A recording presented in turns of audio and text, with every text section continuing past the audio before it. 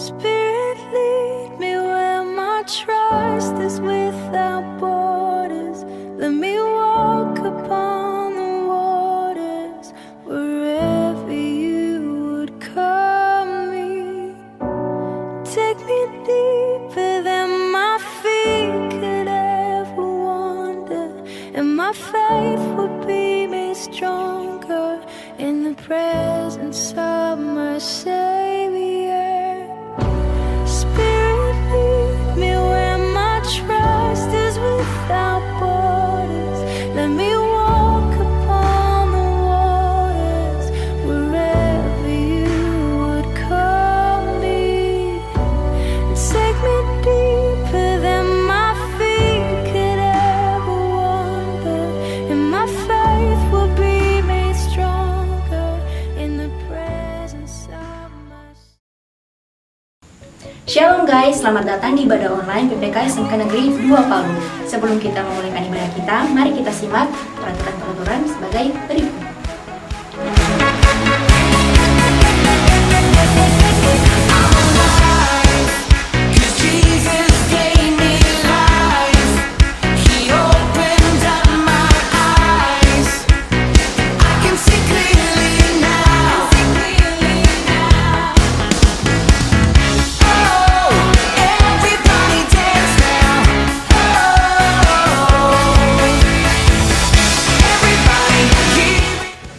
Sebelum kita memulaikan ibadah ini, mari kita satu dalam doa, kita berdoa. Terima kasih Tuhan untuk kesempatan yang telah Engkau berikan kepada kami pada saat ini. Kami akan memulaikan ibadah kami, Engkau berkati ibadah ini dari awal, pertengahan hingga pada akhirnya, biarlah jadi seturut dan kehendak-Mu. Dalam nama Allah Bapa, Anak dan Roh Kudus. Amin. Mari kita memuji nama Tuhan, haleluya. Mari bersorak bagi namanya. Terima kasih Tuhan. Haleluya. Terima kasih Tuhan.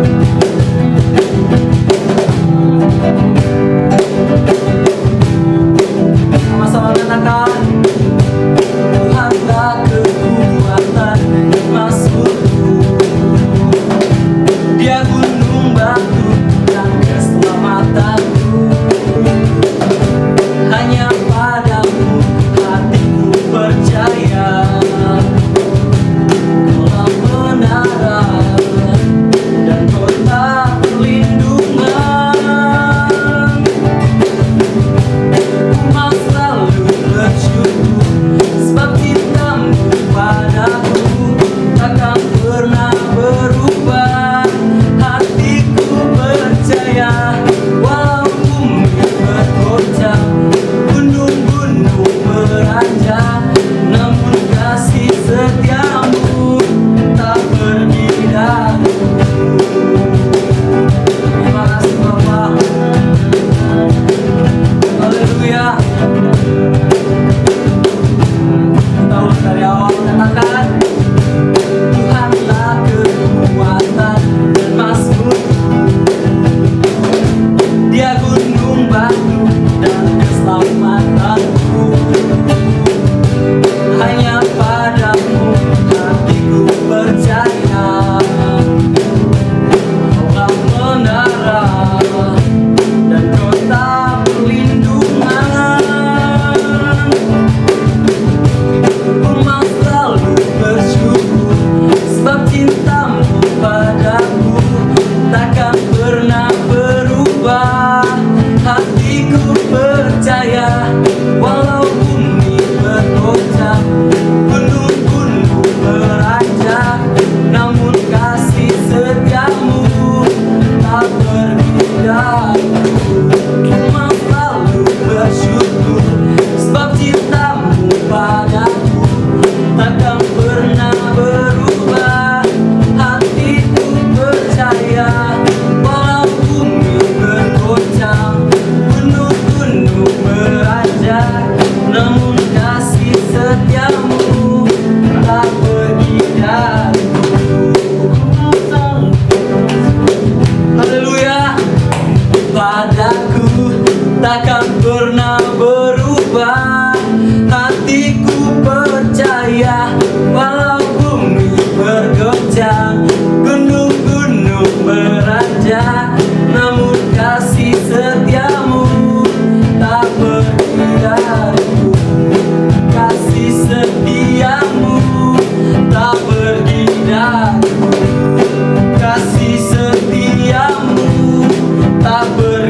dariku. Terima kasih Tuhan, haleluya. Berikan kemuliaan bagi nama Tuhan, haleluya. Terima kasih Tuhan. Kami mau memuji-Mu Tuhan, kami mau menyembah-Mu Bapa. Haleluya, haleluya Yesus Kristus. Haleluya, haleluya. Terima kasih Tuhan.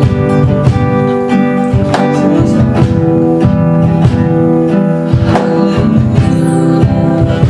Kau baik Tuhan. Kasih yang terindah, hati yang mulia, hanya ku temukan di dalam-Mu, Yesusku.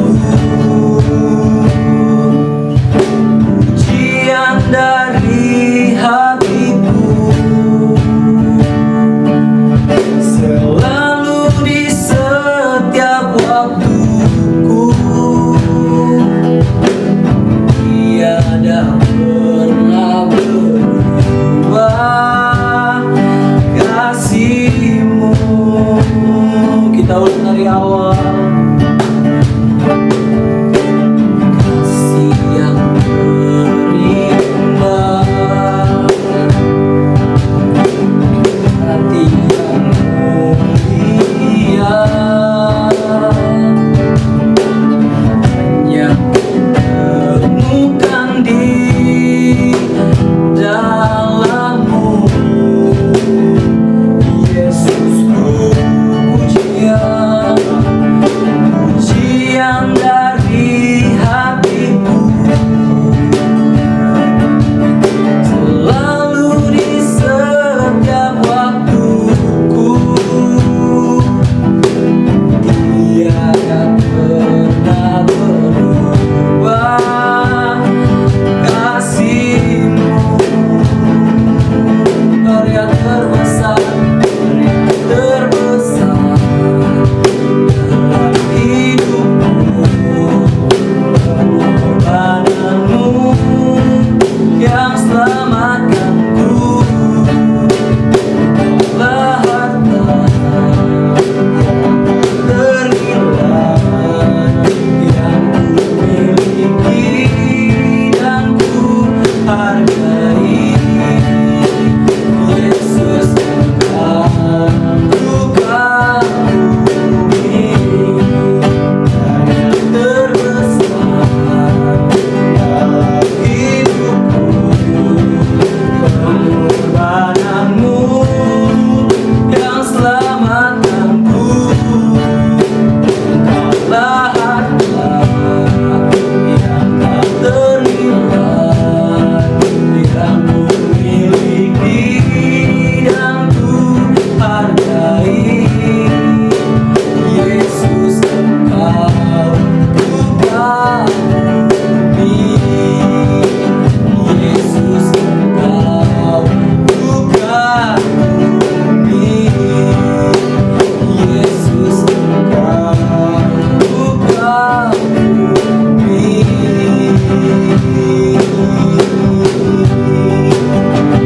Haleluya, Yesus Kristus Tuhan. Mari sembah Dia, mari muliakan namanya, mari tinggikan namanya.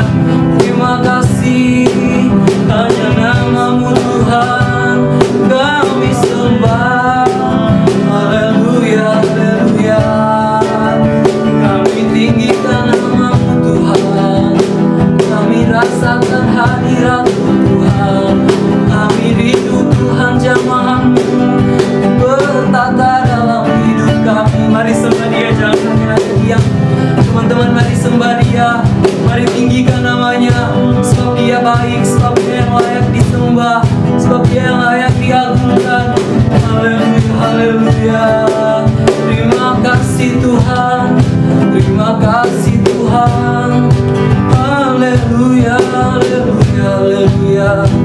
Terima kasih Bapa, kami mau memuji-Mu Kami mau meninggikan nama-Mu, kami menyembah-Mu Tuhan. Haleluya, haleluya. Ku mau memuji-Mu, ku selalu puji-Mu. Ku mau menyembah-Mu, ku selalu sembah-Mu.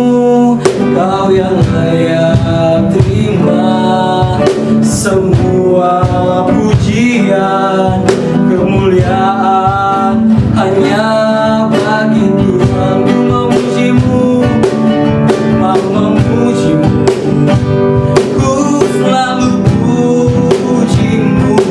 Ku mau menyembah-Mu, ku selalu sembah-Mu. Kau yang layak terima semua pujian, kemuliaan hanya bagi Tuhan. Semua kemuliaan dan keagungan tertuju padamu, Tuhan dan Rajaku. Segenap jiwa dan nafasku menyembah Yesus yang hidup. Semua kemuliaan dan keagungan, haleluya, tertuju padamu, Tuhan dan Rajaku. Segenap jiwa dan nafasku menyembah Yesus yang hidup. Tuhan, mau memuji-Mu, ku selalu puji-Mu. Ku mau menyembah-Mu, ku selalu sembah-Mu. Kau yang layak terima semua pujian, kemuliaan hanya bagi Tuhan. Kau yang layak terima semua pujian, kemuliaan hanya bagi Tuhan. Kau yang layak terima semua pujian, kemuliaan hanya bagi Tuhan. Berikan kemuliaan bagi nama Tuhan. Haleluya. Terima kasih Bapa.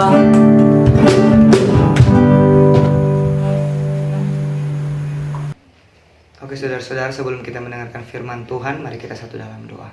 Bapak, kembali kami mengucap syukur Tuhan buat hari ini Bapak. Kau rapi Tuhan, kami akan mendengarkan firman-Mu Tuhan. Rapi hamba-Mu Tuhan yang akan menyampaikan firman-Mu. Rapi kami semua Tuhan yang akan mendengarkan firman-Mu Tuhan. Biarlah apa yang kami dengar ini Tuhan bukan sekedar apa yang kami dengar, tetapi menjadi rema dalam setiap kehidupan kami, dan kami mau untuk mengaplikasikannya Tuhan. Terima kasih Bapa, hanya di dalam nama Tuhan Yesus kami siap untuk mendengarkan firman-Mu. Haleluya, amin. Oke, salam saudara-saudara. Pada kesempatan kali ini kita akan belajar firman Tuhan yang terdapat di Markus 5 ayat 21 sampai dengan 43. Dalam ayatnya ini berjudul perikop, yaitu Yesus membangkitkan anak Yairus dan menyembuhkan seorang perempuan yang sakit pendarahan. Dari cerita ini banyak pendeta, banyak hamba Tuhan mengangkat cerita dari seorang perempuan yang sakit pendarahan. Bagaimana dia mempunyai iman yang begitu luar biasa, yang dikatakan bahwa dia menjamah saja jubah Yesus, dia percaya bahwa dia akan sembuh. Dan itu yang terjadi. Ini belajar kita tentang iman. Tetapi pada saat ini saya akan menyampaikan firman Tuhan. Kita belajar dari salah satu tokoh yang bernama Yairus. Mari kita baca di ayatnya 22. Di situ dikatakan, datanglah seorang kepala rumah ibadat yang bernama Yairus. Ketika ia melihat Yesus, tersungkurlah ia di depan kakinya dan memohon dengan sangat kepadanya, anakku perempuan sedang sakit, hampir mati. Datanglah kiranya dan letakkanlah tanganmu atasnya supaya ia selamat dan tetap hidup. Lalu pergilah Yesus dengan orang itu. Orang banyak berbondong-bondong dan mengikuti dia dan berdesak-desakan di dekatnya. Di sini kita belajar dari Yairus, di mana Yairus meminta pertolongan kepada Yesus karena anaknya yang sakit bahkan hampir mati. Tetapi kalau kita lihat kembali, siapa Yairus itu? Yairus adalah kepala rumah ibadat. Yang kita tahu bahwa kepala rumah ibadat pada zamannya itu yaitu orang yang memimpin jalannya ibadah. Nah, kita tahu pada zaman Yesus, ahli-ahli Farisi, ahli-ahli Taurat, mereka yang memimpin ibadah itu tidak suka dengan ajaran Yesus, bahkan menolak Yesus. Bahkan mereka-mereka lah yang membuat Yesus disalibkan. Tetapi siapa Yairus? Yairus adalah kepala rumah ibadat yang pada saat itu mempunyai jabatan lumayan tinggi. Kalau saat ini kita lihat bahwa mereka-mereka lah yang disebut dengan pendeta, hamba-hamba Tuhan. Di sini Yairus datang kepada Yesus dengan menanggalkan segala kehormatannya, segala jabatannya, bahkan sesuatu yang dia milikinya. Karena untuk datang kepada Yesus meminta pertolongan bahwa anaknya disembuhkan. Tetapi kalau kita baca dari seluruh cerita ini, dikatakan bahwa di situ di ayat 35 di sini dikatakan, ketika Yesus masih berbicara, datanglah orang dari keluarga kepala rumah ibadat itu dan berkata, "Anakmu sudah mati, apa perlunya lagi engkau menyusahkan guru?" Guru yang dimaksud di sini yaitu Yesus sendiri, saudara-saudara.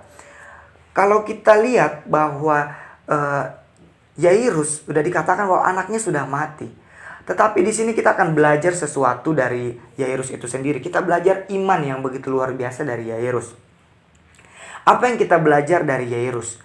Yang pertama yaitu datang dan menanggalkan harga dirimu sebagaimana Yairus meninggalkan harga dirinya dan kehormatannya. Seperti yang sudah saya katakan tadi, saudara, bahwa Yairus adalah kepala rumah ibadat. Tidak mudah dengan jabatan seperti itu untuk datang kepada seorang anak tukang kayu, yaitu Yesus itu sendiri. Tetapi di sini kita belajar dari seorang Yairus bahwa kehormatan jabatan itu tidak memiliki kuasa untuk dapat menyembuhkan seseorang. Terus yang kedua, kalau kita lihat dari cerita ini, ada suatu cerita lain, yaitu seorang perempuan yang sakit pendarahan. Dalam perjalanannya Yesus dengan Yairus menuju rumah Yairus, di sini Yesus bertemu dengan seorang perempuan yang sakit pendarahan dan dia melakukan mujizat juga di sini, saudara-saudara.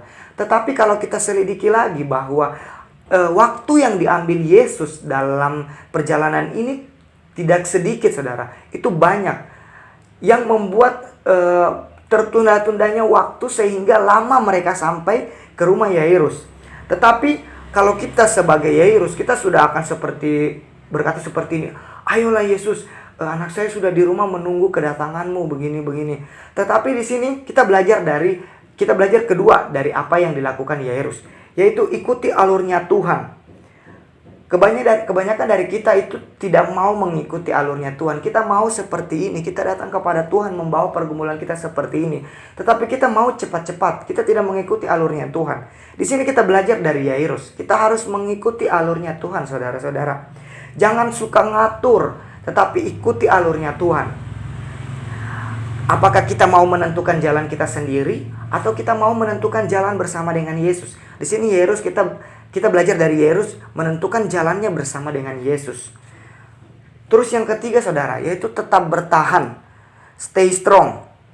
Yairus bukan menyuruh Yesus pergi karena kekecewaannya, karena kita tahu bahwa di ayat 35 dia sudah mendengar bahwa anaknya sudah mati. Untuk apalagi menyusahkan guru atau Yesus itu sendiri. Tetapi di sini kita belajar dari Yairus bahwa kita tetap bertahan. Kita tetap percaya. Kita bertahan bahwa pengharapan sesuatu terjadi karena adanya Yesus dalam kehidupan kita, saudara. Kita belajar dari Yairus. Tidak hanya bertahan, tetapi kita terus percaya. Walaupun kita sudah melihat, kita sudah mendengar, kita sudah merasakan sesuatu bahwa ada yang salah, tetapi kita tetap percaya. Sebab kalau kita sebagai orang percaya, kita tahu bahwa sesuatu yang besar akan terjadi kalau kita percaya kepada Tuhan Yesus. Terus yang terakhir, kerjakan apa yang Tuhan mau, bukan apa yang kita mau. Kita tahu bahwa akhir cerita dari Yairus di sini, Tuhan Yesus datang ke rumahnya. Datang bahwa melihat sudah anaknya sudah, kalau secara kasat mata itu sudah kelihatan itu sudah mati, saudara-saudara. Tetapi Yesus bilang bahwa anak ini tidak mati. Anak ini cuma tertidur. Dan dia bilang, "Talita kum." bangkitlah. Yesus membangkitkan anak Yairus yang sudah mati. Saudara-saudara, tidak mudah dalam kehidupan kita bergantung kepada Tuhan Yesus. Tidak mudah kepada kita mempunyai pergumulan, kita mempunyai sesuatu yang mungkin dalam kehidupan kita berat untuk dijalankan, bahwa kita berharap kepada Yesus. Tetapi kita belajar dari Yairus ini, kita belajar dari 5 poin yang kita belajar dari Yairus. Yang pertama yaitu, kalau kita mau datang kepada Tuhan, kita harus menanggalkan segala kehormatan kita, segala kecongkakan kita, kebanggaan kita datang merendahkan diri kepada Tuhan. Yang kedua, jangan seenaknya, jangan maunya kita, tetapi ikuti alurnya Tuhan. Terus yang ketiga, tetap bertahan, stay strong, walaupun kita sudah melihat keadaan kita samping, kiri, depan, belakang bahwa itu mustahil, tetapi kita tetap bertahan. Terus kita juga tetap percaya bahwa Tuhan sanggup melakukan segala sesuatu. Dan yang terakhir, bahwa kerjakan apa yang Tuhan mau dalam kehidupan kita. Jangan apa yang kita mau, saudara-saudara. Mungkin hanya itu yang bisa saya sampaikan kepada kita semua. Sekali lagi, kita tetap percaya kepada Tuhan Yesus. Terima kasih, Tuhan Yesus memberkati. Shalom. Sekian ibadah online kita kali ini. Saya Angelica Natalis pamit undur diri. Terima kasih dan sampai jumpa di ibadah online berikutnya. God bless you. See ya. Everybody